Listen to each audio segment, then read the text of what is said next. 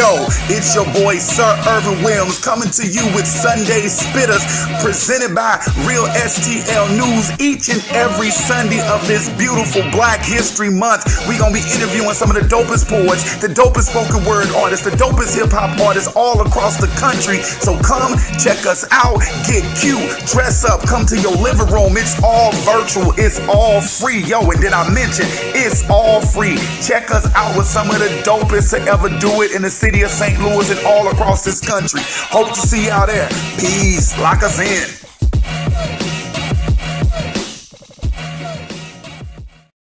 Make sure you hit the subscribe button because we need more listeners. And make sure you hit the subscribe button because we need more followers. The bigger the followers, the bigger the guests, the bigger the invoice, the bigger the check. Man, let's just hit the damn subscribe button before you watch the video. Why do we have to beg you all to do this? I'll holler at y'all. Hope you enjoy the episode. If you do, hit the subscribe button, hit the follow button, share everything that's on this page, and we'll see y'all later. Peace. Yeah. What's up, Ervin? All right, everybody. We want to welcome you all to the second episode of Sunday's third Sunday Spitters. And today we have some amazing guests in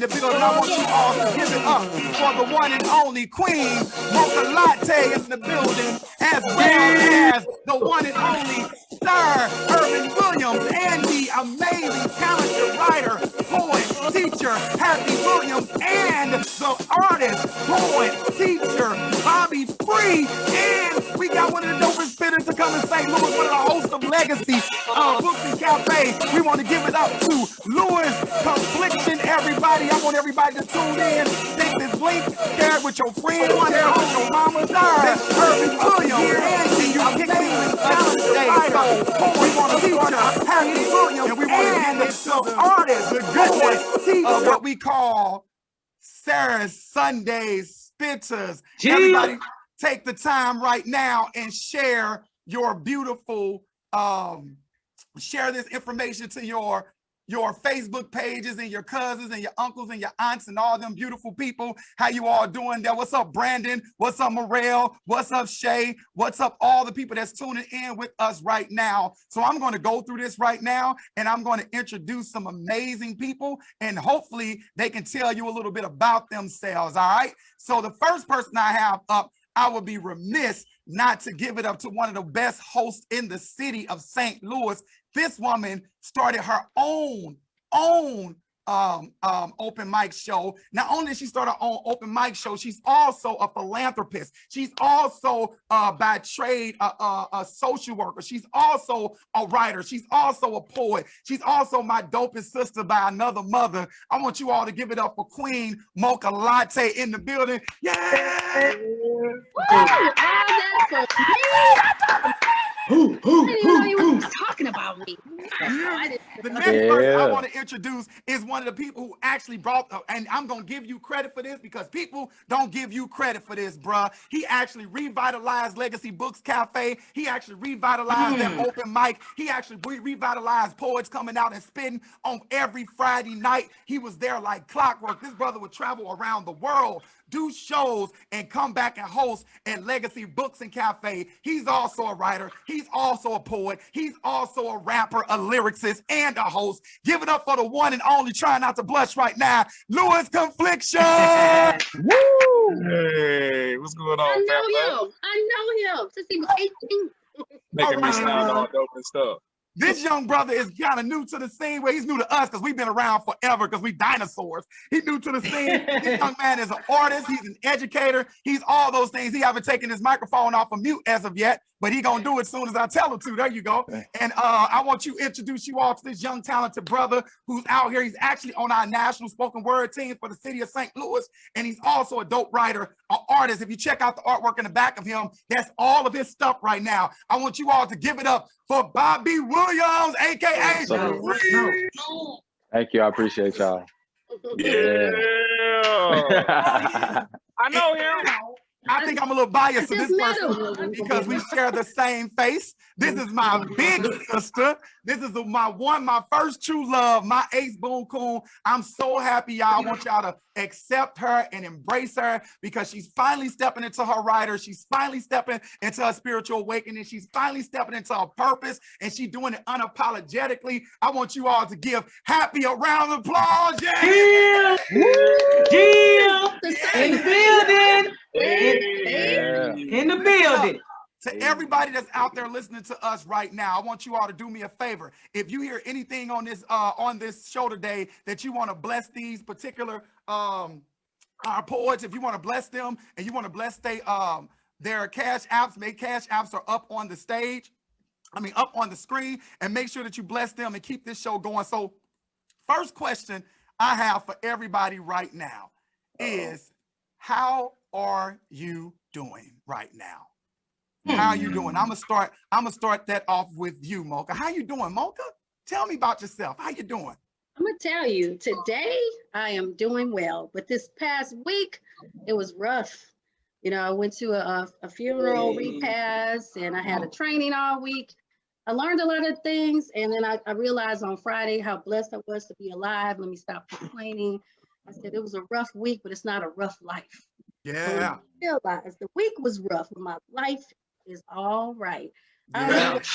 On YouTube, and they be like, I'm all right, I'm all right, I'm all right. So I'm all right today, and I feel good. So what's up, real? That's what's up. What's That's up? what's What's up. up? That's beautiful. What's I'm up? good. And what about you, Mr. Lewis Confliction? How are you doing today? Oh man, I am doing amazing. I woke up feeling blessed. I'm happy to be here, humbled to be here, and I am so excited to be here with you and Mocha, and specifically because all of the history, and it's just like looking at life evolve and watching things happen, man. It's a good day. Right. Yeah, it is. Yeah, it is. Yes, And what it about is. you, Bobby? Oh, I'm doing good. Living in gratitude. Phree. I'm sorry, Phree. Oh, no, you good. Sometimes people mash it together. Sometimes people call me Bobby Phree, and that's all right. But no, I'm feeling good. I feel great. I'm grateful for everyone that's in my life. I'm grateful for the opportunity to be up on this platform with each and every single one of you legends. Each and every single one of you are examples of Black history, and it's just beautiful to be able to be on here with y'all. So man, I'm full of love and joy right now. I'm good. Yes, indeed. Yeah, buddy. And what about you, Miss Happy?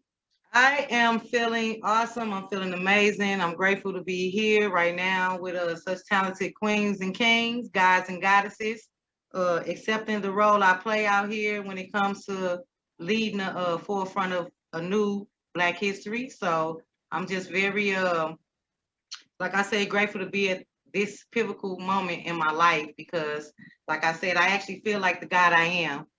Okay. Yes.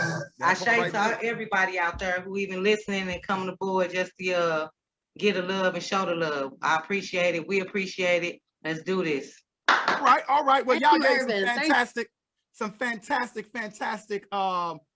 information. So what I'm going to do, we just going to get into the interview. Like I said before, this is a conversation. This is Black History Month. Before we even get started, I want to make sure that I thank Real STL News for giving us this platform, well. Shout out to Cameron for giving us this platform and actually our voices, because here's the thing about it. And I tell everybody this, I'm actually located right now in Atlanta, Georgia, but I tell everybody this, no matter what stage I've been on, St. Louis have some of the dopest and the most talented people in our city. We just not getting those opportunities and that access to more. So that brings me to the first question to all of y'all. Anybody can jump in right now. What made you start writing as a poet?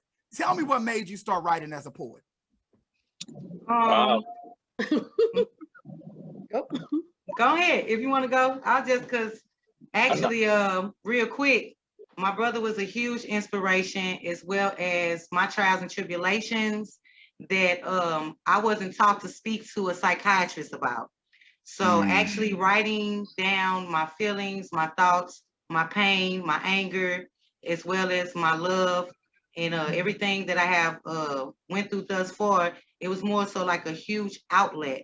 So it's just ironic that to where I'm at now, well, actually being a holistic teacher, to where that is one of the programs that is actually offered to those who raise their vibrations, is to write out what you mean and actually speak it aloud so you can have those things released that is necessary that no longer serves you. So writing really helps me like release a lot of energy that is no longer of use. Come on with it. All right. And then what about you, Lewis? Oh man, I started writing. Actually, a lot of my writing could be attributed to Mocha Latte. Yeah, got Wow. lyrics. Lyrics to the loop. Got lyrics What's up? to the loop. Yeah, that was the first open mic that I had went to when I was 18, and just watching my elders perform and watching them utilize literature to express themselves, it was amazing. So yeah, like if it wasn't any Mocha Latte, I wouldn't exist. Oh, that is Wow, awesome. that's That is beautiful. beautiful. Man, that's That is powerful. beautiful. What about you, Bobby? Man, for me with writing, writing was definitely a way for me to release, especially when I was younger and I was depressed. But I always loved hip hop music. I always wanted to write my own bars, my own lyrics. So I try to express myself through that. And as time went on, I realized I really had a gift for words. And when I first touched the lyrical therapy stage, shout out to Richard Washington about 3 years ago, that's when I realized that, you know, I am a poet and I can do this. So that's why I write.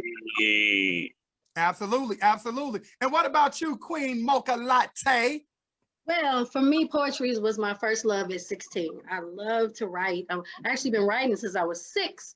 I wrote a haiku about the lady slipper and I won an award. And I was like, wow, if I could do a haiku, I think I could do a poem. But it was all about love and all that type of stuff. So then later, poetry became a part of my life when I had to heal myself. It was cheaper than therapy and I didn't want to go to jail. So I started writing. And then I started my show because I felt like other people needed to hear this and I wanted people to share and I wanted it to be therapy. And then there was people like Lewis, 18-year-old young Lewis, who came through the coffee shop. And it was amazing. And I got to give a shout out to MK Star because he brought his home. That started me off with people as well as my friends. Then later on, I met Sir Ervin and the rest of the crew. And I was like, that poetry is here. St. Louis, we have arrived. And so I get to give a shout out to all the people that came before me and all the people that support me. But poetry saved my life. Yeah, absolutely. Absolutely. And I love that you said that poetry saved our life. And I tell people this, I always implement this, and particularly to Black boys. You have to tell Black boys when they are writers, you all, intelligence is not an effeminate thing. They can be intelligent, they can be smart, they can communicate, they can do all of that. They don't just have to dribble a basketball or run a football. And poetry saved our life. Like I tell people all the time, I write poetry for me. If you happen to like it or you happen to love it, I am blessed. But this is my platform. This is my therapy. This is the reason I'm not jumping off a building, because God gave me the ability to be a writer and get that energy out of me. So even with that being said, you all, I have questions. Ding, ding, ding. Let's see. The first question I'm gonna throw at you all is okay. First question I'm gonna throw at anybody take. Matter of fact, nope, I'm gonna throw it at Phree first. Phree, who are some people who inspire you, not just necessarily to write, but just who inspire you, period? Man, people who inspire me, period. First and foremost, I want to say my dad. My dad is where I get a lot of my writing creativity from. My mom also as well, like the music selections growing up, you know, listening to old school, like Al Green, even classical, some country, hearing the writing and that stuff really inspired me. Also, I want to say the local artists on the scene inspire me every time they touch the mic, because there are some amazing poets like Energy, Unlimited, like you, Sir Ervin, Lewis, Rich Washington, J Love, Sahara Sister Souls, MC. It's just so many people that put so much energy in me, man. And I just take that battery and I just turn it into something. So that's what it is. Yeah, that's a good answer. What about you, Mocha? Well, I would say my whole family, they're all really funny. I had a lot of stories from my family, and I'm a social worker. So my clients inspire me. And Oprah Winfrey, she's not a writer, but I love how Oprah helped the whole world and the community. And I just thought if I could be a little bit like Oprah, with, you know, and have me an open mic, a little bit different, that inspires me. I just like to help the people. And so writing helps me help the people with the energy that comes from these words. Absolutely. Absolutely. What about you, Lewis? My mother inspires me a lot. She's always been a big inspiration, to be honest, like that. the tenacity in which she approaches life, it leads me to want to attack things harder, want to go further, want to, you know, put the pen to the paper a little bit more often. And also, really, I'm inspired a lot by the like the having the avenue to be able to speak creatively at all. Like just by having that platform and to be able to represent my brain creatively through communication with others, like that's really inspiring because there's like a stigma that Black men like don't have feeling. Yeah. Yeah. So I utilize my writing as a measure to be introspective and to reveal the inner workings of myself and to show, hey, this is my vulnerability, this is me, this is who I am. And just the necessity for being organic with your expression and being true to yourself. That's what inspires me. Absolutely beautiful answer, Louis. And what about you, Happy? Well, for sure, I have a whole list of beings that definitely helps me. First, my children, of course. Me knowing that this is a generational gap between them when it comes to even just the knowledge at hand that I've came across. But most importantly, the little people inspire me, the children, because I know that I make a huge difference in their lives daily.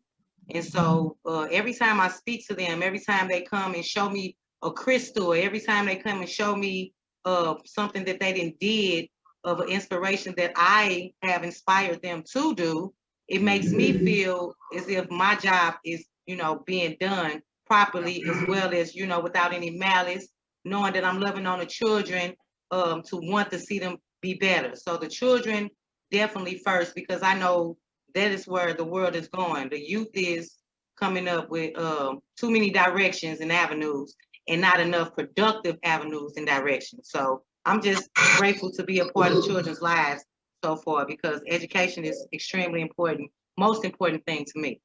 So you believe the children are the future. Teach them well and let them lead the way. Yeah, I mean, hey. All the beauty. Hey. Sexual chocolate, everybody. Sexual chocolate.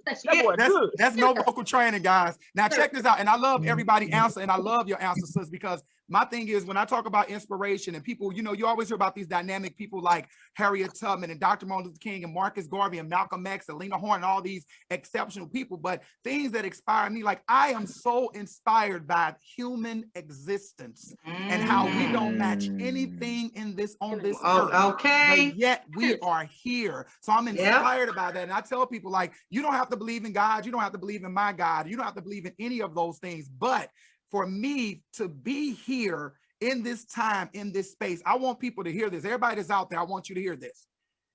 Something stopped at a particular time on a particular day to create you at this time and this moment. So never think that your life is insignificant. I have this quote that I always tell my students: no matter how small a pebble is, once you throw that pebble in the ocean, it is changed forever. It is changed forever. It is never the same. So don't think that your influence and your small contribution to the world isn't something that's huge, because that pebble can land on a fish and that fish can fall on a snake. And that snake can eat that. Like, it's a whole butterfly effect around you. Chain reaction. Yes. So here's the question. Since it's Valentine's Day, happy Valentine's Day. Hey. February the 14th. Now, I don't even necessarily I personally don't really celebrate this holiday. You get what I'm saying? It ain't a big deal to me, but I understand how it is a big deal to other people. So I'm going to ask this question. I'm gonna go to you, Mocha, because I know you had some trials and tribulations and relationships and everything that started you to writing. So I want to ask you, what has love taught you? Okay. So what love has taught me is to love myself first. That is, I don't care where you read it, I believe it. I found out that if I didn't love me, I couldn't love anybody else. Because self-love is very important. It's not selfish to love yourself. But if you don't know how to be loved, and you can't teach anybody else to love you, you have to reflect your energy outwards. So if you all upset and mad and you passing these generational curses down and trauma down to this man, that man, you're not being loving of yourself or anybody else. So love has taught me, love you first, then you can love anybody else. That's Absolutely. right. Absolutely. What about you, Happy? Love has definitely taught me balance. It Mhm. done taught me how to understand beyond the outside surface of seeing love and literally go deep within and penetrate someone else's soul, because they're nothing, it's the same as really a mirror image of the being that you be with anyway. So a lot of things you see within yourself and that person you have picked, you have literally picked the same things within them. But the balancing of That's it. a word. Say that again. Say that again. That's a word. Actually, the people we pick is the image within ourselves, or the people that we actually pick and to be with. They are the same type of imagery. They're nothing but a mirror image. So we basically have to learn how to balance one another, though, because the deepest penetration about understanding anybody and any relationship is to literally allow them to be free to be themselves and actually balance that. Because if there's no communication, if it's constantly just bickering and arguing, there's no foundational principalities made, then it's constantly chaos. So balancing your emotions as well as theirs, and just kind of meeting in the middle, you know. So it didn't taught me how to balance life, career, and home. It's just taught me a lot when it comes to balance. Absolutely. And what about you, Lewis? Love has taught me that love isn't judgmental, that love isn't love has also taught me, there's a saying like love is patient and love is kind, and I think like those are two things that love has taught me greatly: how to be patient with individuals, how to be patient with myself, how to be kind to individuals in times where I don't feel like being kind to them, but that is what they deserve because I love them. And also times to be kind to myself when I don't feel like being kind to myself, but I know that I deserve it because I love me. Yes, that's a good. That's a good answer. That's a word too. Jesus. What about you, Bobby? You the young, wise, hip one on this panel. Tell us Young sage, baby. Tell us what these young millennials be thinking about. Man, for me, when my own personal journey with love is that I learned about love is that it's unfair.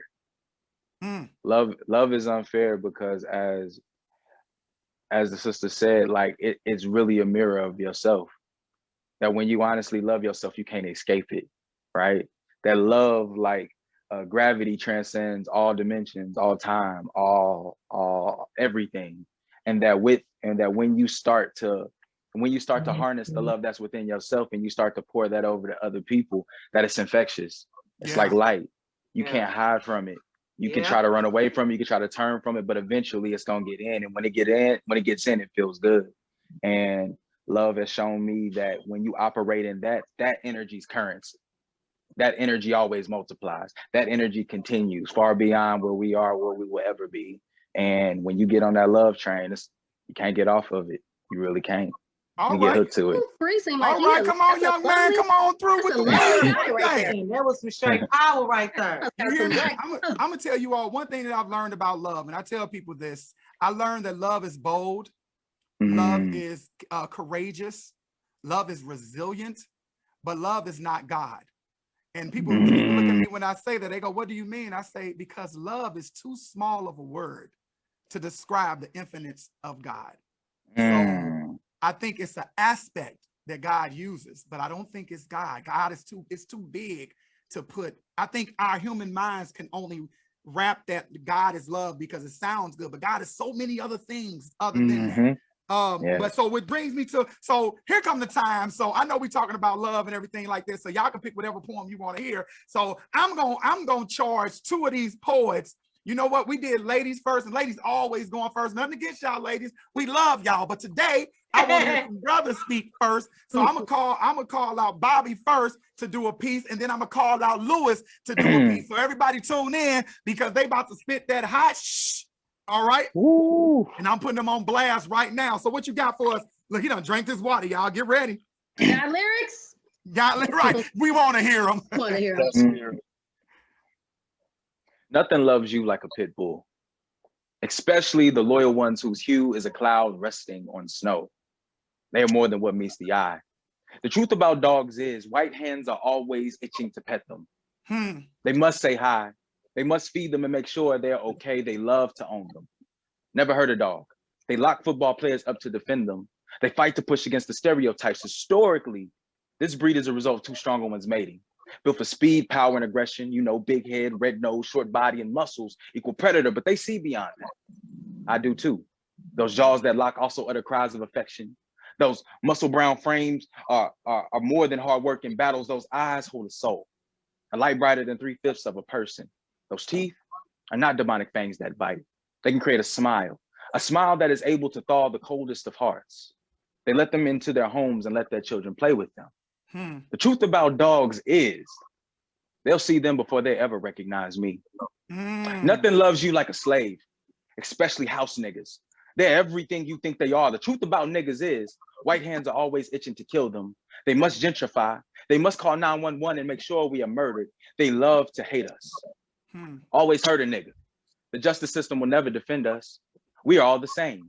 Kinky hair, brown skin, full features, and strong back equals predator. Skin ranging from albino to the richest soil. Built for speed, power, and resilience. I am Nat Turner's rebellion resurrected. I am Harriet's loaded gun. Now I pick locks instead of cotton because after 400 years of paying dues, my hands are open. Sam Cooke told me that change is going to come. I am the nightmare to your American dream. No matter how they look through privileged lenses, they see a slave, nigger, a black stain on whitewashed history. I am a human being that demands respect and protection. I unclench my jaw not to appear angry. I smile just enough of my teeth to not appear as fangs. I edit myself to fit in privileged paragraphs when I taught you to write. My brown body is more than death and destruction. My eyes hold a soul, a light brighter than 3/5 of a person. Without me, there is no America. Okay. But you love dogs more because you love to be masters. You teach them tricks for your amusement. You teach them to roll over, but I lay dead. You teach them to sit, but I can't take a knee. You teach them to speak, but silence me. You fight for them to live, but won't let me breathe. Dr. King said, the riot is the language of the unheard. So I guess our breath is a chant, and your eyes are as muted as your ears, because the next time there's an uprising, you see those buildings burning, just know this, the fire is the translation. That's that piece. Yeah, come through. Come through. Did this man say you like to own dogs because you like to be master? Okay. Bobby is free. Let's say that, little boy. I don't pick cotton no more. I pick locks. Nigga. You hear me? Yes. Come Free Bobby. on. Free Bobby. Come on. That good piece. Good piece, Bobby. Good piece, Mr. Phree. Yes. What about you, Mr. Lewis? What you got for us? Come on, come and spit some of Oh that. man, Thank you. one time for Bobby. One time for Bobby. I'm gonna punch him in the Okay. stomach when I see him. That was dope. Yeah, Mine we is got just that. Jordan. We got Salute. that.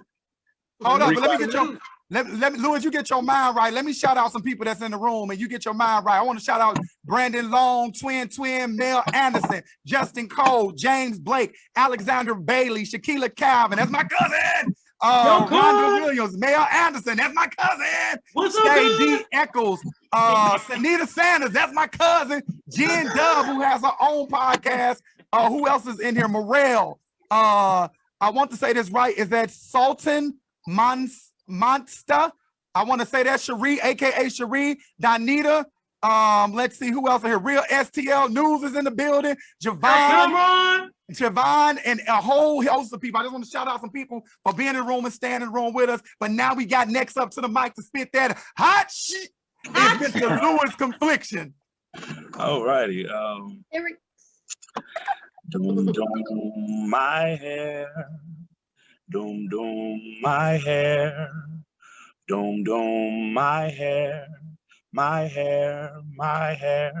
She said, I love my hair. Put nothing above my hair. So please don't touch my hair. My hair, my hair. She said, this is a crown, my hair. I'll never put it down, my hair. Keep your energy from around my hair. My hair, my hair. I like them when they silky, but I love them when they kinky. I'll say that one more time. I like them when they silky, but I love them when they kinky. I love them when she's free to do nothing other than just be. Let her hair grow like the trees in the forest instead of bushes in front of porches, because those bushes are always so uptight.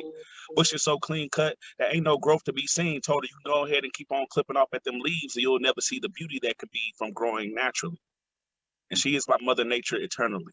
Her skin sucks up the suns like flowers in May, and I'd watch her over the years, and I'd see how she'd sway between loving herself and everyone else, and sometimes her crown projects what her heart protects, and I remember when the people came. Started to give her pieces of their brain, and then slowly everything started to change. They started to change her image, build skyscrapers to constrict her nature, to eventually, she wanted to be like the buildings she would see.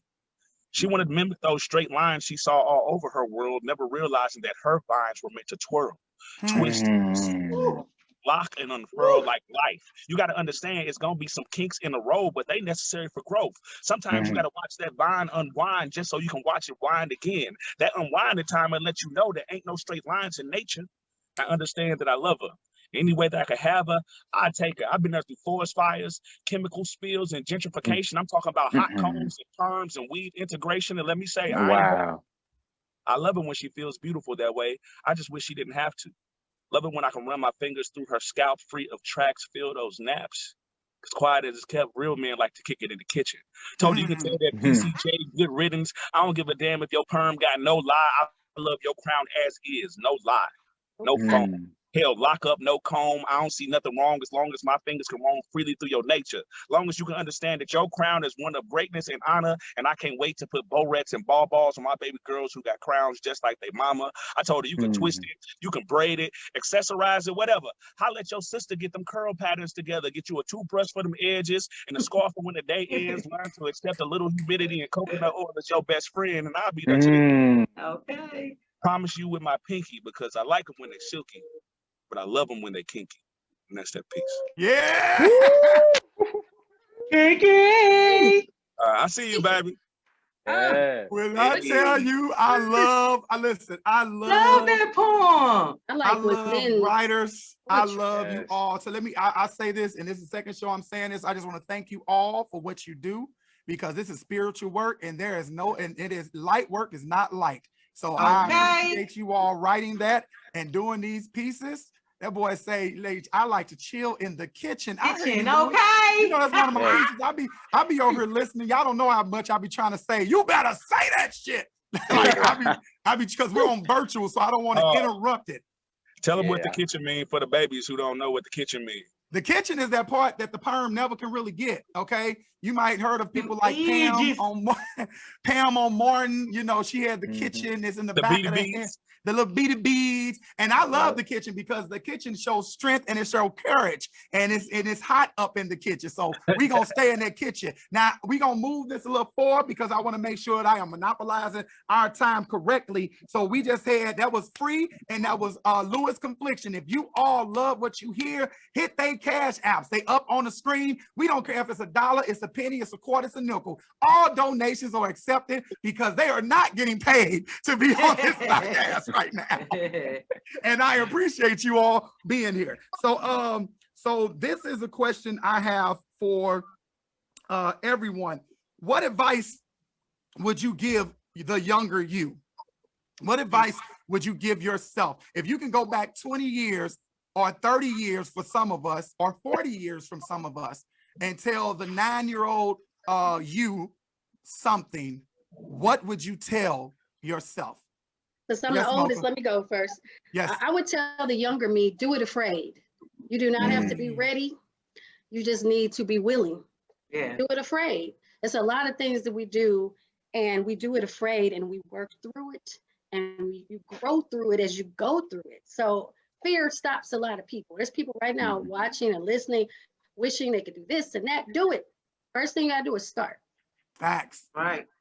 Facts. I love that. That first step is the beginning of a journey. What about you? Right. What about you, Happy? I definitely would say understand your power early on. I was always told I had a big mouth, loud voice. Tone your voice down. Now I understand that I was literally born with a voice of power to speak the things that I have that I actually teach right now. So I would just tell myself to actually speak up more, be unapologetic or be unashamed that the voice you have carries the power it does. Because that intimidation is real, and it taught me to understand why it's intimidating because of the power I do hold. So yeah, I would just tell myself, to actually use my voice, project it more. Absolutely. What about you, Lewis? I would tell myself it's okay to think the way that I think, and it's okay to feel and address my feelings with others. Yes. Coming up, we always, like, boys always told, like, you don't cry, you don't show your emotion, and you suffer in silence. Like, I won't even just say black men. I think that's like a thing with black people in general. Like, we're taught at a very early age to suffer in silence. So I would tell my younger self, like, bro, that is total bullshit. That is some ploy to help you ignore the reality of what's really necessary in your world. And it's not the truth. It's not real. You need to be able to speak. Do not suffer in silence. There is no shame in acknowledging when you're not all right. Okay, that's right. There is no shame in that. And I think that's something that I would definitely instill in myself at a much earlier age. Yeah. What about you, Bobby? If you can go back 2 years ago to 9 years old, what would you tell yourself? Wow, that you actually, that's a solid question. What I would tell myself is how you see yourself is real. That you are as big as you believe you are. Your imagination isn't lying to you. Yeah. And that because you are that big, you can give yourself permission to be that. You don't have to minimize yourself for nobody. You don't have to, clutch onto humility because that's what you're told to be. You can be as big as you are. And being as big as you are, you're going to give other people permission to do the same thing. That's what I would tell myself. Absolutely. And see, all of you all you reminded me of this. One of my favorite quotes by Maya Angelou is that what people think about you isn't any of your business. It's none of your business. And if you live, my sister would tell you, my sister's been knowing me longer than anybody on this platform. Ervin has always been an original. I've always had this thing between my nose and my chin. They used to get me slapped in my mouth all the time. But I had refused at a very young age. I am not going to let anybody steal my voice or steal my power. Even if my mother used to tell us, I stand up for yourself, even if you look behind you and you standing by yourself. So I don't like confrontation, but I don't mind it when it comes to me. We going to get some stuff real clear quickly. And then we're going to move from there. And it's okay for people not to like you. Like, that's okay. Everybody, in the immortal words of my grandma, who was a holier than thou Christian, stated, if she said people hated Jesus, baby, and Jesus stretched out his arm and died on the cross for them. So what make you think they going to cater to a little old sheep like you? Now, no matter what your beliefs are, what she's saying is, if an innocent man, if a Dr. Martin Luther King can get killed for non-violence, what do you think they're going to do to you? Right. Let me put that in perspective for the people that's out there. All right, so let me move to the next question. Next question, I wrote them down because I didn't want to forget anything. Okay, so we're going to switch gears. We talked about love. We talked about what you could have told yourself. Now, growing up in the city of St. Louis, some of us are from St. Louis, some of us from Illinois, if I'm not mistaken, right, Bobby? Some of us are from Illinois. But what is this something like growing up in Illinois or East St. Louis or St. Louis, North Side, West Side, particularly some parts of the South Side? I'm going to ask you all this question, and I'm going to come to you last, sis, because we have to have a conversation. But have you ever experienced gun violence growing up in the city of St. Louis? Because the statistics are startling. So have you ever experienced direct gun violence growing up in St. Louis? You mean like hearing it out your bedroom window? You mean or somebody directly affected by it in your family? Well, I was about to say, I grew up on Page and Walton and in the Bluemire. Whoa. So I heard gunshots. Like, actually, I didn't even know the gunshots, you weren't supposed to hear them until I went to college. Yeah. When I went to college, I couldn't sleep at night because I didn't hear any of them. Yeah, that's how I want to go to Northwood. I couldn't get any sleep because I wasn't used to it. But I mean, we had a neighbor raise his hand and a bullet went straight through his hand. He just was waving to somebody. So, I mean, I remember when the Inglewood family Gangsta Bloods came and took over our neighborhood. So all I have ever known is gun violence. And I'm not saying that it's good, not glorifying it. I don't think any of that's good. I've lost a lot of people to gun violence. So I'm definitely no stranger to it. I actually feel like I have post-traumatic slave disorder. Yeah. You heard that? Post-traumatic slave disorder. Like that goes way back and then stress. So yes, gun violence, we need to do something. I see Jamila on here, and I'm always down with my sister. We got to get rid of this. Something has to happen. Something. Got to. Yes, Yeah, absolutely. most definitely.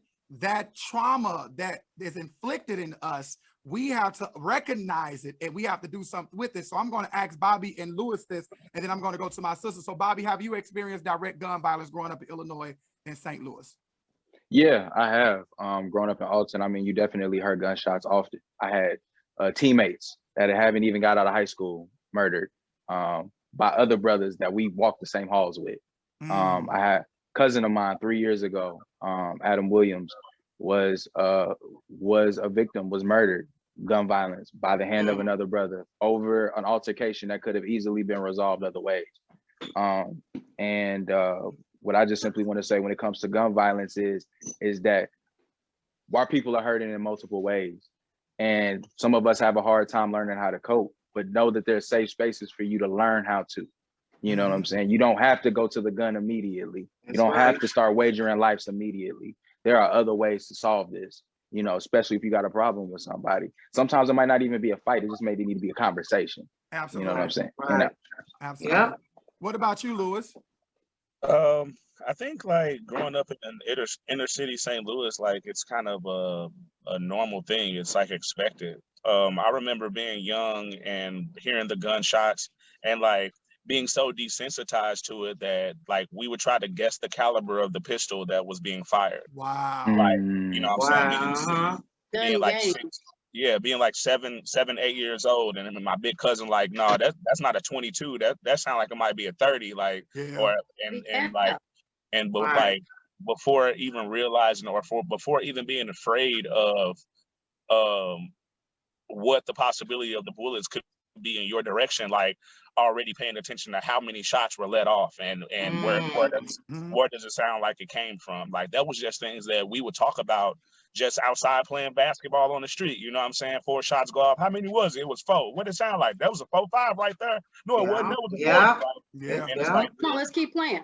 And that's really how it happened. Like you become desensitized to it all after a while, and it's like I've lost so many people to gun violence, like family members and friends, that it's like you almost get numb to it. Like like Mocha was saying, like I felt awkward when I got to a neighborhood and I didn't hear gunshots, and like it was a whole different world basically. So Right, it's to the point where people be on Facebook like, now that one right there, that got me. You ever seen somebody do that? They'll be like, that one right there, that one got me. Hit me. They all should have cut them off.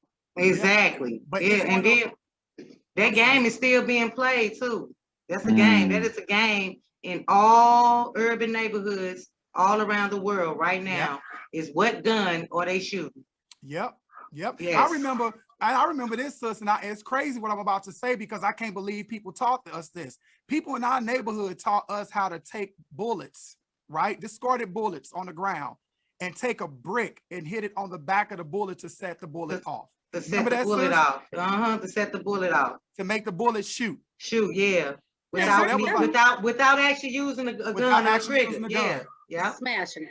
Yep. You don't smash, you gotta throw it. No, you gotta throw it. Yeah. That's a shame. That's saying that we know that. But did it hit anybody? Like, what did it do? Gunpowder? It just pop off like a gunshot. Just like I know y'all didn't play pop out with no real. Yeah. We grew up so my sister and I, we grew up in a neighborhood. It's called College Hill right now. It's the only part of the city of St. Louis that they're not gentrifying anytime soon. If you know, if you know. If you don't, you don't. That's College, Blair, Lynn, Condi, Adelaide, all over DeSoto, all in the area, Prairie, Gano, John, all that area. It was Walnut Park. Oh no, you said College. No, it's called College Hill now. It's over in West Florissant, the White Tower neighborhood. Yeah. And since I don't know how deep we want to go into this because I don't feel like getting emotional, but I will let you tell your story if you want to. Well, I definitely been hit by gun violence personally twice. First incident, I got shot in my leg, and the second incident, years in life, actually 96. My son literally was in my arms, and I got shot in my neck, and I got shot in my leg again. Due to the gangs, violence, in the neighborhood where I was raised, DeSoto and Blair, Linton, 20th College. It was heavy trafficking of drugs, heavy trafficking of gang members, heavy trafficking of guns, ride-bys, drive-bys, you name it. And it personally affected me and my family because, you know, for 2 hours, they told my peoples that I actually was deceased. So violence in the neighborhoods have not only literally grown beyond our control, it literally has, it's like they giving these children these guns. And like I tell people all the time, it's just lack of information, because last time I checked, don't nobody of my color, of my hue, own any planes or own any type of political power to dump all these guns over in our neighborhoods. So it's more so about educating our children, because I do believe in bearing arms for protection. What I don't believe is how our children are getting a hold to these guns, and how things are not being taught to them properly. They're literally learning through social media and music to get their point across. So it affected me. I have dealt with it. I'm still dealing with it because of the trauma behind it. I'm definitely legal. I promote actually being legal, because like I said, it's nothing wrong with protecting yourself. These things we didn't have to worry about back then while we was growing up. It's to actually have I had a 12-year-old, not to get off subject, but I just took a 12-year-old gun out of a 12-year-old hand literally 2 months ago. So my house is a safe haven for these babies, and it's like, it's getting out of control. So my advice to those is, if you want to protect yourself, just honestly do it in a more positive manner. Teach your children, sit down, watch these videos, show things of our heritage, to where we show that we were never savage beasts that they continue to try to put us in this box. We have always been a people of empathy. We have always been a people of love. So every time we see these things that's happening right around us, we do have the power to literally stop it. It just takes more of that village instead of the individuality that we keep pushing off and blaming someone else, when we can literally take back and hold our babies and give them an opportunity to do things right. Absolutely. Thank you for that. That's so true. Like, I was sitting here and I forgot. And when you said that, it just almost brought me to tears, because they told us, they said, your sister's been shot in the neck and she's dead. That's what we were told. And just my caveat to that story, that pushed me into gun violence. Let me say this. People always see your glory. They do not know your story.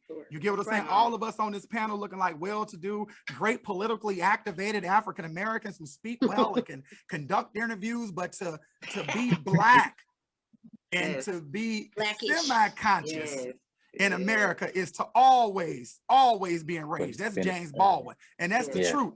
So I appreciate you all sharing your stories. I'm gonna do this, and then we're going to go into a poem. We're going to go to a poem first, and then because I'm a solution-based type of host, I want you all to start thinking about solutions that we can come to help solve this problem. I know Marty Casey, if she's out there listening, she has an Ungun Us campaign where she's actually have an entire organization about ungunning and learning how to use communication to actually stop some of these violent deaths that's happening. I want to shout out Dana Kelly, Jasmine Mitchell, Luciana Mosley, Jay Carter. My cousin, Shawnee. They on the building. Ariel, my niece, they in the building. So I just want to shout y'all. Hey, babe, butter. But so hey, happy. baby, hey, Jazz. Happy. This is gonna be your first time spitting on a platform like this. So give us something you got. Let's see what you got, sis. Okay. This is called Inherited Thoughts. THOTHS, because the word black gets so much backdraft.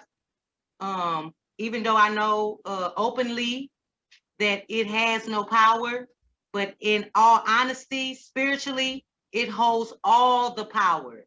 So even though we have been bamboozled with the thought process of not understanding the word itself, black, just know first what the color means.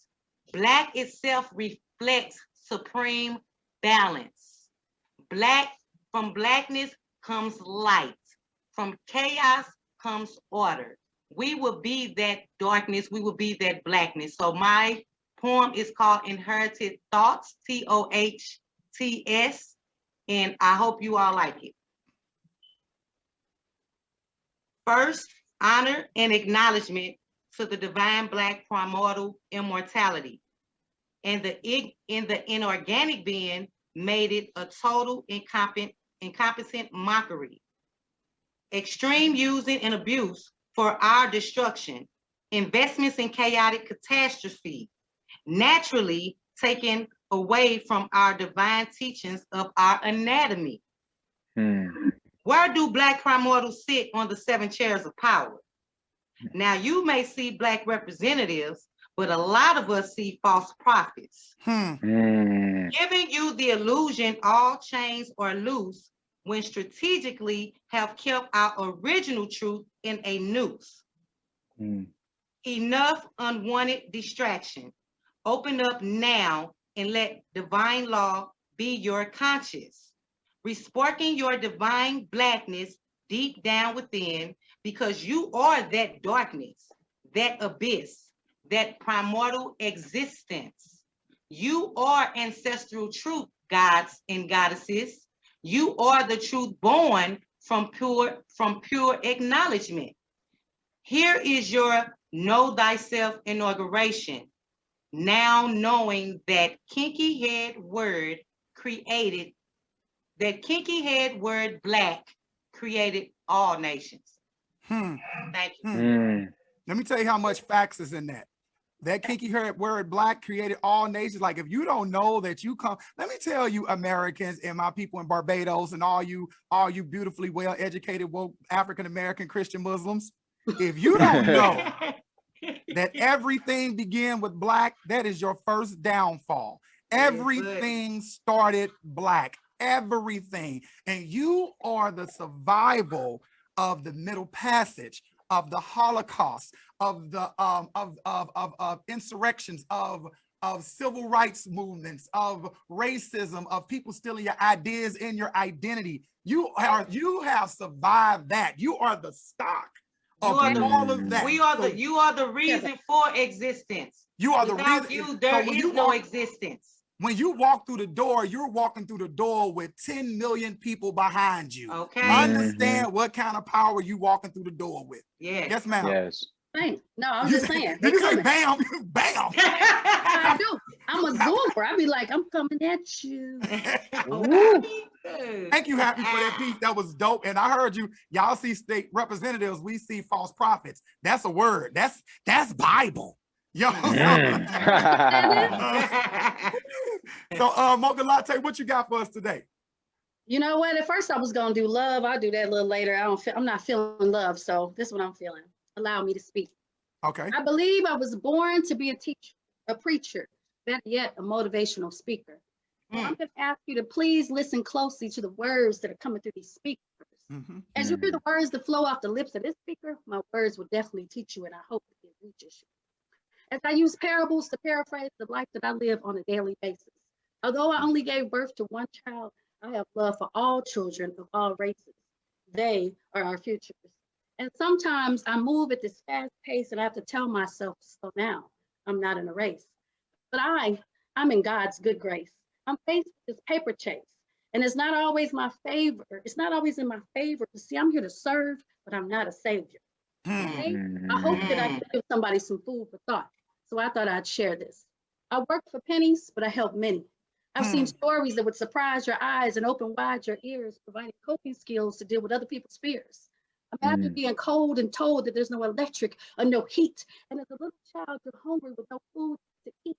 I think moms stealing electric from an orange cord that runs to their window to the neighbors next door. I've seen that.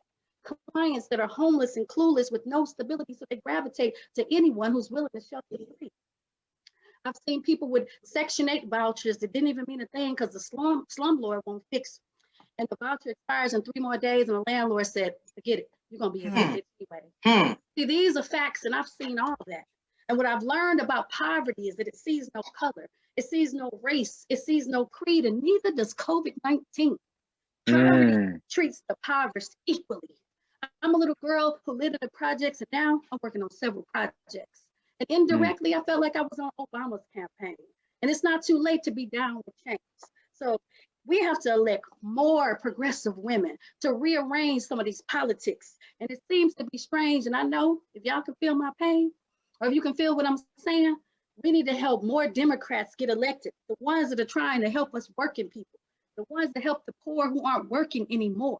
I want to be a part of a community where we're all coming together, spreading love and unity. I want to be a part of a community where it's not just the common phrase that we say on Martin Luther King Day. I want us to stop the violence and stop being silent. I want us to be a part of a city where brothers and sisters lend a helping hand, even if they're not getting paid. I want them to do this because they're tired. They're tired of us getting played. So today, if you're feeling the same type of way and you got love in your heart on this Valentine's Day, I want you to turn to your neighbor, whoever's right next to you, and tell them I love you. I want you to know that love, it don't cost a thing, but it heals better than any pill. It empowers the soul. Yes, yes, it will. I know that love is true. And to truly bring unity to this community, we must uplift, encourage, and praise, and try to catch people doing something right. And always, instead of always dwelling on what they're doing wrong. Once peace begins to live within, you'll sing a different song. You'll be able to do better. And even though the charity starts at home, you need to stop overlooking the homeless and stop hating so much. Let's hate less. You will begin to progress. And I hope that you all can feel me. And I hope that you can feel how hard I'm trying to stress this message. Planting and nurturing seeds in our community will create unity. And I've seen all these problems, but I want to be down with the solution. I need to help with diluting the pollution. I'm stepping out on faith. I'm looking for a good team, calling for the formal revolution. I'm trying to be the best advocate I can be in my community, but I know that change won't just occur with me, and it won't occur overnight. I'm going to continue this good fight, but guess what? It's going to take more than me. That's that piece. Yeah. Come through, Mocha. Come through. Love Let me tell you that. Hey, that was tight. Need to say that now. I make pennies, but I help save minis. It just remind me. First of all, let's just shout out Black women in general. Like, as amazing as they are, how many times they have saved us as a nation, as a people. I don't think Black women get enough credit. I was watching Cicely Tyson a few years ago. Shout out and to the honorable Cicely Tyson. Right. Cicely Tyson. Salute, goddess. Yes. But she said, she was talking to Gayle King, and she said, you understand the ladder. And she said, you understand the pecking order of the ladder, right? And Gayle King said, no, explain that to me. She said, on this ladder, you have white men, white women, Black men, and at the bottom, you have Black women hanging on to the ladder like this, right? She's saying and the Black woman's looking up at all of these people because they're standing on her hands. But her strength comes from being able to hold on anyway, knowing that she might never make it to the top of that ladder. That is Black women in a nutshell. Everybody has trodden, written on your back, copy you, steal your beauty, do all of these things. Buddy. And they're at the top of the ladder while you hold on, praying that you don't fall off. So I just want to put that out there. Thank you, Black women, for what you do. Thank you, Black men, for what you do. Thank you, Black people, for what you do, because y'all biggity, biggity Black and biggity, biggity dope. And I just want to shout out to Jeanette, Mel, Jasmine, who else just hopped on here? Somebody else just hopped in. DeMarco, I want to shout them out. So now, like I said before, I'm a solution-based person. So how do you use your art? Listen, how do you use your art? I'm gonna start with Bobby because Bobby got the art behind him. Everyone who's looking at these brilliant paintings of Bobby behind him. Oh, my bad, let me go back. If you like Happy or Queen Mocha Latte's poem, make sure you hit their Cash App with some beautiful donations. We will appreciate it. But Bobby, how are you using your art to affect change and help liberate Black people and people, period? How do you use your art to help that move along? So what I do with my poetry is I write pieces that are about introspection, about my personal healing and my growth journey. And also I write in a way that inspires people to think and see value within themselves. When it comes to my painting, I do my best to highlight people, Black people who have accomplished many things, because a lot of the times we hear about the Martin Luther Kings, we hear about the Malcolm X's, the Maya Angelou's, but very rarely do we hear about the Bahamadia who are still living, who has done show that Bahamadia pain. Don't show half that pain. Show the pain. I'm gonna show the pain. It is Bahamadia, one of the premier female lyricists in the beginning of hip hop really getting this commercialization. You hear Rhapsody nowadays, but Bahamadia was the one who really started that cloth. You know what I'm saying? You talk about the Queen Latifahs, the Moni Loves, you know what I'm saying? That's that same cloth right there. And then also we got Tupac in the back. A lot of people know Tupac, a lot of people are aware of Tupac, but Tupac was a strong example of what it is to not only love yourself, but love your people fearlessly, and to recognize that we are multifaceted and we can have our growth and healing journey even with big platforms. And that's what I aim to do with the art, is to show people that number one, you beautiful, number two, you powerful, and number three, just because you've seen many different roads paved, it don't necessarily mean your road is insignificant. That's what it is. Absolutely, and that's powerful. And listen, everybody, Bobby paintings are for sale. I don't think he explained that Tupac. Those are, and if you look in the back of that Tupac painting, it is two different Tupacs. It's the beginning of Tupac and the end of Tupac, and he took both faces and combined each other. So that painting has wow, that's dope. That painting has an entire story to it. So let's see, Lewis, how are you using your platform and your art to help move the narrative along? I think ultimately the way that I help the narrative or move the platform along is just speaking organically and honestly from my point of view. Like really just representing myself as a Black man, my thoughts and how things translate to me. And kind of taking some of those things that are hard to put into words and encompassing them for other people. You know, there are poems that I've written that was personal about myself that people would stop me and say they really identified with, they're going through the same thing, and that they wouldn't have been able to address some of those issues had I not had the courage to do it first, or to be vulnerable first. So I think in just being organically myself and being vulnerable and being open, being honest, being organic, I think that's the best way that I move the culture forward. Beautiful. Absolutely. What about you, Happy? So for me working with the youth, and I'm a holistic teacher. So what I do is teach people. I teach people how to understand ancient and ancestral lineage through cosmology, astronomy, biochemistry, all the walks of like an alchemist goes through, actually turning your lead-based thinking into a gold mine-based thinking, raising your vibrations from this this animalistic lifestyle or this animalistic thinking into your God space thinking. So I use this with a whole entourage of enlightenment tools like Reiki, Tai Chi, Pranayam, herbology, also crystal healing. I do orbit cleansing.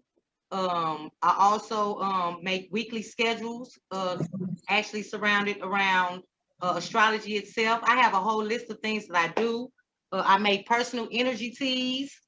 For those who don't know, energy is everything. So I make these type of shirts, handmade, drawn by me personally. When it comes to actually Adinkra codes, different ancient symbols, to actually bring out that vibration within you and to raise your vibration as a whole. So I'm very intrigued on helping people understand levels of enlightenment when it comes to this electromagnetic field, which is the body. And I'm just really speaking my truth and understanding that the truth has been kept from us too long, to where now it's out and I'm ready to present it.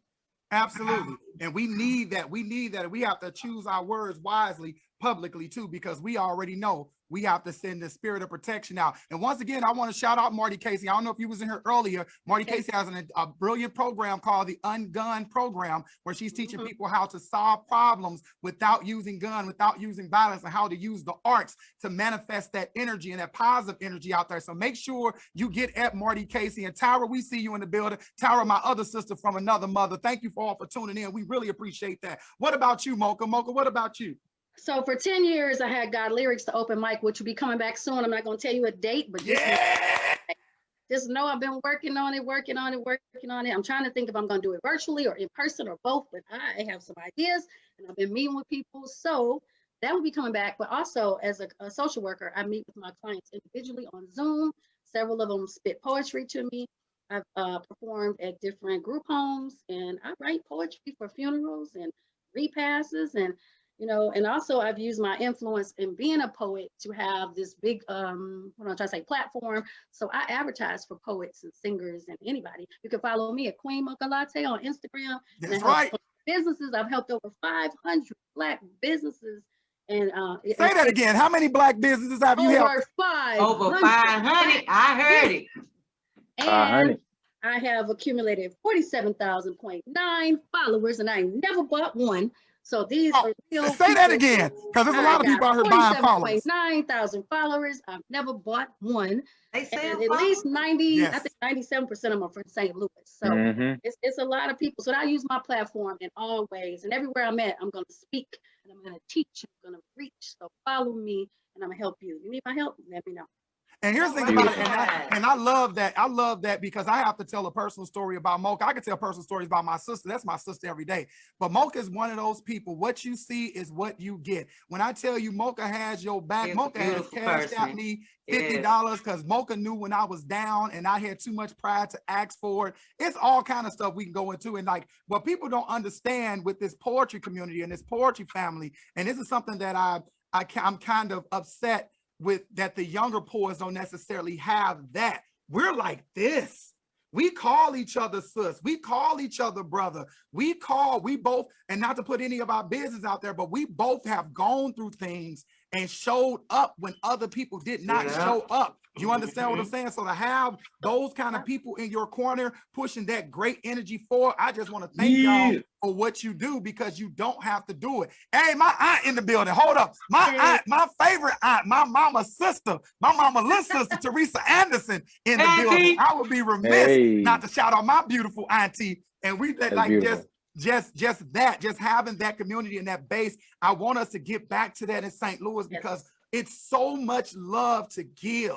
Like take the personal out of it, take the hard feelings, take the past out of it, forgive each other. You ain't necessarily got to deal with everybody, but forgive each other and move forward because you are doing light work. And when it become a division in the poetry community, it become a division in St. Louis in the arts, because poetry cross over to everything. Music, comedy, venues, open mics, we're everywhere. Lyrics. You understand what I'm saying? So we are the thermostats in the event entertainment world in St. Louis. We have the ability to change the temperature in St. Louis. I want us to understand. Let's make it hot. You get what I'm saying? I learned, Ervin, over the pandemic, I learned from Bruce Perry talking about regulating ourselves like a thermostat. But also, I want you all to know, poets, I pay my features. Yeah, yes, you do. Yes, I don't play no games with that. You come, I'm making money, you making money. Say it again, like Death Row. Come on over here if you want a promoter and a host to pay you when you perform. Come on over here to God Lyrics. And check this out. And check this out.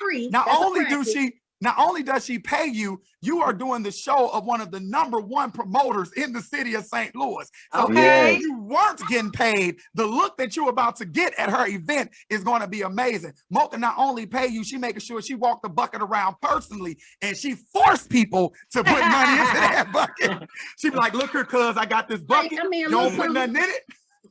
Sound like you, baby. Yeah, you know, I'm gonna make sure people get these features paid. So I'm asking this final question, and then we're gonna do a round robin. So everybody get your second poem together. We're gonna go male, woman, and that's how we're gonna do it. But I want to ask this question. I don't like necessarily asking this question, but I want to know from you personally, when your time comes to become an ancestor, all right? What is it that you want this world to remember about you at this time, at this point of your life? I'm going to stick it to Happy first, and then I'm going to go to Bobby, and then I'm going to Mocha. Did we lose Lewis? I think we lost Lewis for a minute. Oh, my sister January in the building. Shout out to Tisha. I was going to go into a story about you, but I didn't want to start crying, sis. And what's up, Tyrone? I appreciate it. Thank y'all. But what about you, Bobby? What do you want the world to remember about you? What I want the world to remember about me is that I gave everything I had. I gave everything I had in regards to the love that I carry, in regards of the art that I created, and that through that love, I attacked everything with gratitude and excellence. Gratitude and excellence. And that's what I want the world to remember about me. And that I also want them to know that because I did it, you can too. That's right.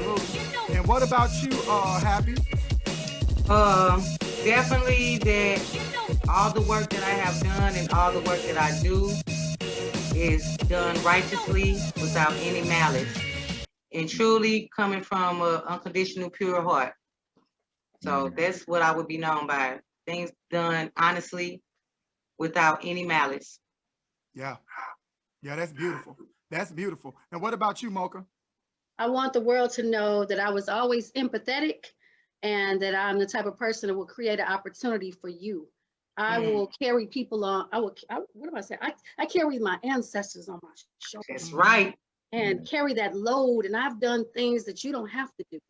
I have broken through barriers so that people behind me that I've lifted up, they don't have to do those things. It's a little bit easier. And all I want you to do is believe in yourself. So always remember that I got your back even when you don't even know it.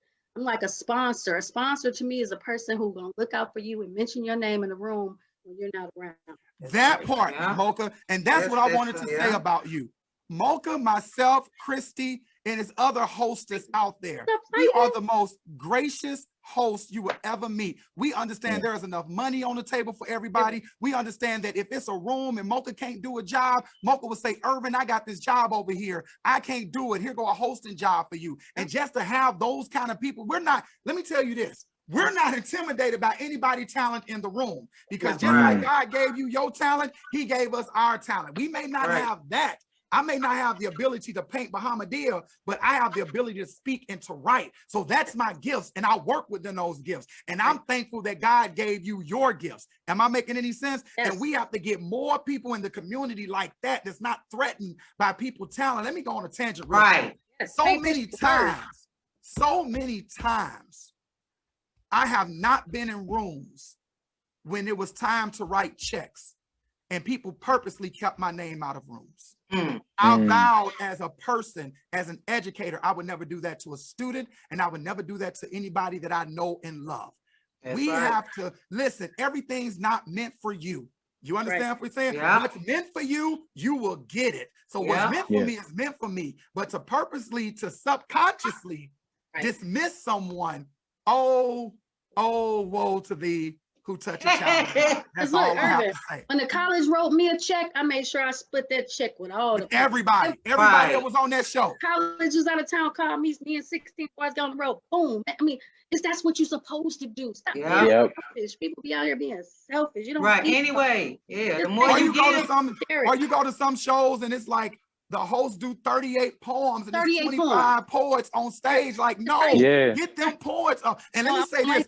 Let me say this because I'm gonna have some Chicago people on here next week, and I'm gonna talk about them too because I gotta give this prerequisite to them so they know what they coming into. I was at a show in Chicago, right? Now y'all know when people come to St. Louis, for people that's never been on the poetry scene, we show love to people that's from out of town. We will erase a list because we've heard St. Louis poets before. Okay, we know what we're gonna do. We know our poets. We will erase a list to put people who've never been on our stage on the stage. Do you know I set up the show for 3 hours?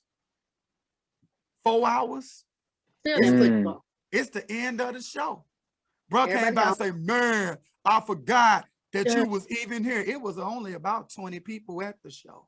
Yeah. Go all the way up there. And I talked about them that whole weekend. Every stage I stepped, y'all know I'm ignorant. Every stage I stepped on, I said, we don't do this in St. Louis. So next time I come up here, do know y'all better move somebody off this microphone to bring whoever we bringing in the building, because St. Louis gonna set it off wherever we go. All right.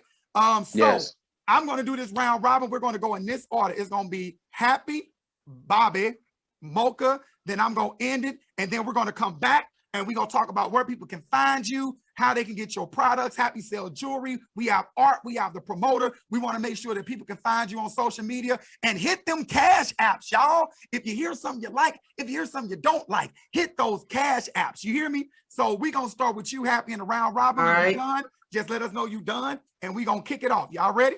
I'm ready. I'm gonna start off with a quote from Soul to Keep. Who walks the path alone to save his soul may keep the path, but will not reach the goal. Who walks the path of love may wander far, but God will bring him where the blessed are. My poem is called New Love, N-U-L-O-V-E. So it says, love is forever present. Honestly, your conscious universal essence. The love our ancestors knew in you, it took eons to give these type of messages. The anger our queens and kings suffered from their oppression brought a new N-E-W love connection, except it was in the wrong direction. Reassembling love unknowingly made us incomplete. Manifesting self-destruction became our new N-E-W heartbeat. Down spiraling our physiology, adding insult to injury, hijack the chemical composites of our mind with foolish diversions of their idiotic ideologies. See, our divine love for self runs beyond deep. But how would you know that when in this reality, your righteous souls have been asleep? That's it. Wake up, wake up. Wake up. Wake them up. Thank y'all. Yes, yeah, come through, Happy. Happy. All right, Bobby. Thank y'all. That's what's up. Question. Did you know that depression and anxiety looks different for a Black boy? From the womb. Y'all need to listen. We start our traumatic journey. When you don't understand our behavior, you just diagnose it. What you try to name is our hyper protest to the trauma we can't talk about, so we laugh and joke our depression under our smiles, only to cry alone in the dark, silently breaking from the weight of expectation, crushing our backs. Black boy, be tough. Black boy, don't cry. Black boy, be a punching bag until it's time to knock a nigga out. Black boy, be a man. We expect you to lead this family. Now dunk like LeBron, catch like Julio, write like Martin, and speak like Malcolm. Black boy, stop crying. Black boy, be tough. Black boy, be a diamond. Because we are pressuring you, pick 3. Prison casket or nothing. It's depressing to be held in a prison of expectation for burn your emotions in a casket of numbness for not keeping everyone's hope alive. You rub your hands together, hoping to press life into the chest of their dead ambitions. But how was a boy supposed to take care of adults who have yet to grow up? Yet to see that a child's job is to be young, wild, and free, not some get out of the hood scheme. That's why they teach us to be hard, to feel nothing. Wow. To grow concrete over our skin, forge iron around our hearts, and weld our tear ducts shut, Baldwin said. To be Black and conscious in America is to constantly be in a state of rage. And we're constantly looking over our shoulders, and we're constantly seizing up because red and blue lights dancing over sirens is triggering, constantly in fight or flight. Anxiety is our best friend and depression is the ex we always go back to. So I fight because running is for the weak. I fight for my respect. I fight to be heard. I fight for my confessions not to be thrown in my face. I fight to get out of bed, to admit that I'm not okay, to admit that I need you. Now I'm fighting to tell you that I'm tired of fighting. So I run, hoping to find a safe space where I don't have to run anymore. A place where my tears are as valuable as LeBron's dunk, Julio's catch, Martin's writings, and Malcolm's speeches. You know, a place where someone can tell me, hey, black boy, heal. That's that piece. Yes. Hey, that was amazing. Yes. Free Bobby, free Straight Bobby. up. Yes. Bobby, I got a piece that I want you to like act out, and I want Ervin to direct it. I wrote a piece. I ain't gonna do that right now, but I'm gonna talk to you about it. Okay. That's Yeah. what's up. It's a little short play. It remind me of what you were just talking about. I'm sorry. Yeah. So me, I'm gonna try to do something in my Kale's voice. You know, Dana. So Dana would always come to the open mic. She'd have her poem in her back pocket, and I'd be like, "Girl, what's in your back pocket?" She'll pull out a little paper with her soft, cute voice, and then she'd fill them. I'm like, "Oh, Yeah. woo." So this is like just a little small kind of love poem a little bit. It's called "Do Me." I long for him, the man who makes me realize why I didn't work with other guys, the man who takes my hand and I'm willing to let him lead. I want to follow. He's not aggressive. He's not even controlling, but I trust him and I believe that he's the one for me. Too good to be true type shit, like something that's make believe, but I'm ready for him. I'm ready for him to lead. I want this life, even if it seems like something I never seen, maybe something from a movie. I want to hear words like, come get lost with me. And I want to get so much awe with him, and it sounds like he's saying, moving my lost with me. I smile because I'm happy. I smile not because I'm in disbelief, but a man that makes me feel like he is ready. I'm ready for him to play that part. I'm ready. And I know that it's already been written, and it's probably like a script.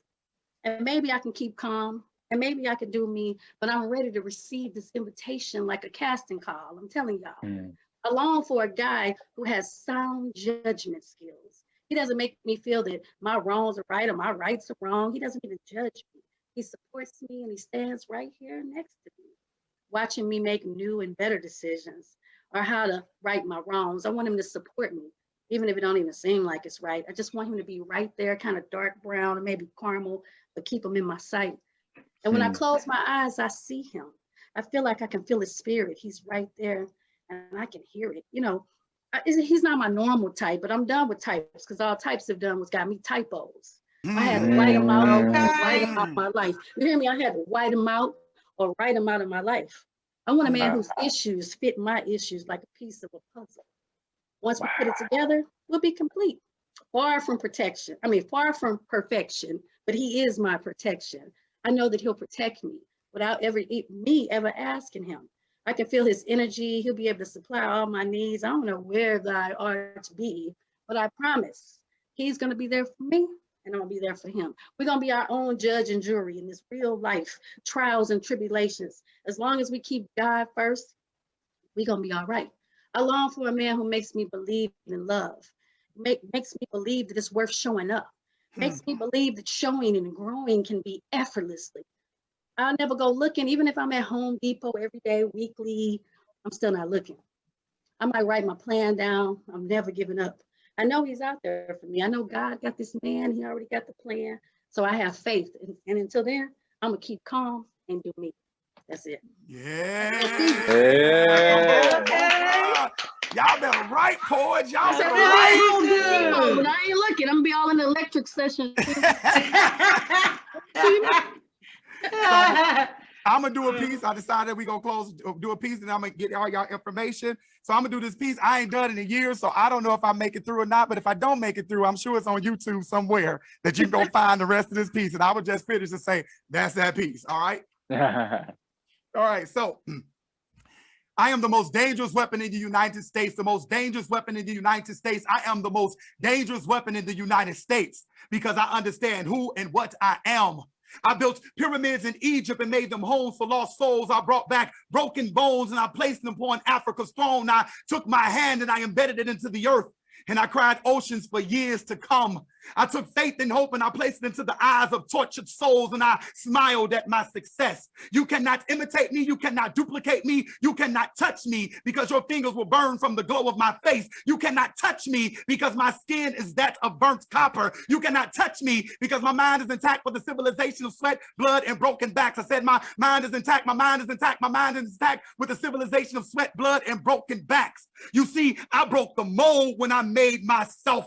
And I have the right to do as I wish. Because if I am made in the image of he, damn it, I am he. The first skeleton is me. The first skeleton was proven to be an African's bone. So I stole myself and sold myself to myself and I never looked back. I said I stole myself from Africa and sold myself to the United States and I never looked back. I fell down on my knees and prayed to the Lord for change, but all I received were facts. And the facts still remain that I am a race so beautiful, so dignified, so righteous that it has to be slain, that this race has to be able and this world has to be came, that you can look out at any ghetto project building one day and see this beautiful race hang. So don't fear Bin Laden and don't fear Trump and don't throw bombs of revolution and shoot guns of repercussion. Just crack open a book, my brothers and sisters, and read about your destruction. Because the most dangerous weapon in the United States is not, it wasn't Bush. The most dangerous weapon in the United States, it wasn't Trump. The most dangerous weapon in the United States wasn't Obama or your gay cousin 3 sides removed from the Baptist side of the family. The most dangerous weapon in the United States is a black man who utilizes his library card. Okay. That's that piece. Yeah. I ain't did that piece in years. That's that piece. That's that piece. I want to thank Real STL News for allowing us to have this platform. And we're going to go in order. We're going to go Bobby, Happy, then Mocha Latte. Tell us what's your social media, where we can find you, how they can hit you up for bar mitzvahs. Make sure y'all hitting these cash apps. Hit Happy's, hit Sir Ervin's, hit Phree's, hit Mocha Lattes, hit these cash apps, because this poetry ain't free. So you can find me on Instagram at Phree618. How you spell my name is PHREE 618 on Instagram. You can find me on Facebook as well at Bobby Phree Williams Jr. on Facebook, and contact me there if you want to know more about my art.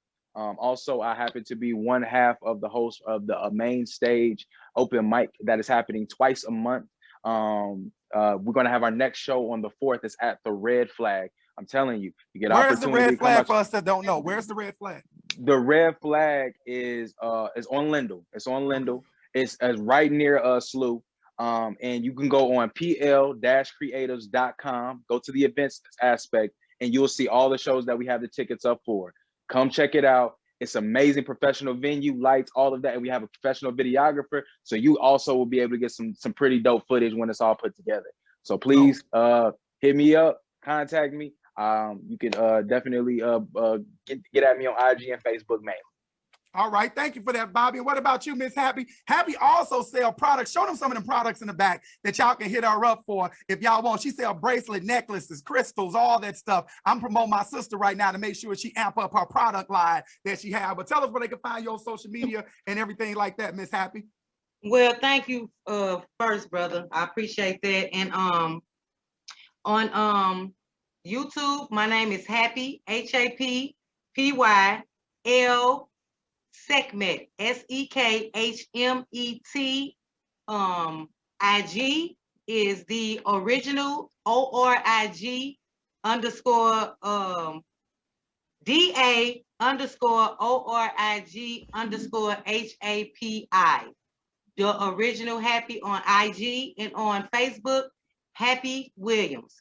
So all 3 of those you can find my information on. I'm actually, like I said, a holistic teacher. I got my certification through Healing Wings Institute, through Reiki. So you're a certified holistic teacher? Yes, yes, I am. So I have a whole smorgasbord of enlightenment tools, enlightenment ideas. All I need you to do is hit me up as soon as possible. I teach, like I said, ancient and primordial history, which is her story. I teach her story first before we get to his story.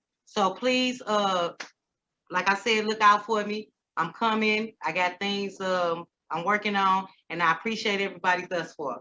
Peace. All right. And what about you, Queen Mocha Latte? First of all, I think Happy is related to Pharrell. Pharrell Williams and Happy Williams got to be related because she's happy. Realize, y'all think y'all slick. You know you related. Okay, so I am on, you know, I know people looking on Facebook and they're like, who is Nicole? My name is Cherie Nicole. So my name is Queen Mocha Latte on Instagram. Follow me on Instagram if you would like to advertise. I do charge it, you know. The hustle is free, but the delivery is sold separately. Absolutely. So therefore, you done hustled up, come to me. They call me the queen. I am the queen. I done many things. I need you to come on over to Instagram and follow me, Queen Mocha Latte, and I got you. So if you let's get out there. Ervin, no. Yeah. Spread the word in a good way. Thank you. Yes. Follow me, Queen Mocha Latte is right at the bottom. You see that right there? Thank you. And I want to shout out some people who came in the room, like Asia LaStar, councilwoman out there in Jenny's. Nasheed was in here. Jamila Nasheed was in the building. That's dope. Ambitious Annie was in here. Mel Anderson, thank you, cousin, for coming in. Jay Carter, we gonna get him on our next show. He wasn't able to make it in because he's a frontliner right now dealing with COVID and this epidemic. So he's at work, actually working right now, listening to us. Grace Lavelle, he say he in her team. Mocha Latte. Christy Cotton, that's aka my brother. That's my real brother. My blood brother's in the building. Oh, that's what's up. Thank you, blood brother, for coming in. And my blood sister. Look, you ain't gonna get away. My blood sister up in here. January. I ain't even talking gang stuff. I'm talking gang for real. Came from my gang. You ain't the only one with siblings up in here. My sister up in here right now. That's your sister right here. Favorite ain't them up in here. Let's see. Who else is on here? Sahara Sister Soul, she was our special guest last week. Rod Bellius, Alberto, and just everybody. We want to thank you all for tuning in. We want to thank STL for giving us this platform once again. We want to make sure you all go follow every single one of these amazing, fantastic artists. On the behalf of Real STL and myself, Sir ErvinJWilliams, I want to thank you all for coming in. I want to encourage you all to keep doing this light work, keep being fantastic, keep being amazing, keep living this good life, and spreading as much love. It's a blessing to be on Real STL and didn't kill nobody. Yes. That part. Non-binary. Come on now. But let me say this too, Mocha, and I'm gonna say this because a lot of people say that. And I told them, I said, Real STL has this thing called Positive Tuesdays. Every Tuesday they put out positive stories. And those stories not getting the views like the other one, but they doing positive stories. They going to Black businesses, they amplifying Black artists, Black musical theaters, all of that. They doing a lot. So if you ever want to sit down with Real STL News and sit down and chat it up with them, they are here to push your platform forward. Thank you all so much. You all have a fantastic day. I'm going to, you all stay online, my Zoom host, and you all have a magnificent day. We're going to go back. Happy Valentine's Day. We're going to come back into the live, so don't you all go nowhere. I'm going to end this, and we're going to come right back in. All right, y'all? All right. Yo, come out, enjoy your boy, Sir ErvinJWilliams, with our new episode of Sunday Spitters this Sunday on Real STL News live on Facebook with our special guests, Devron Davis, Kels McCoy, Geronimo Speaks,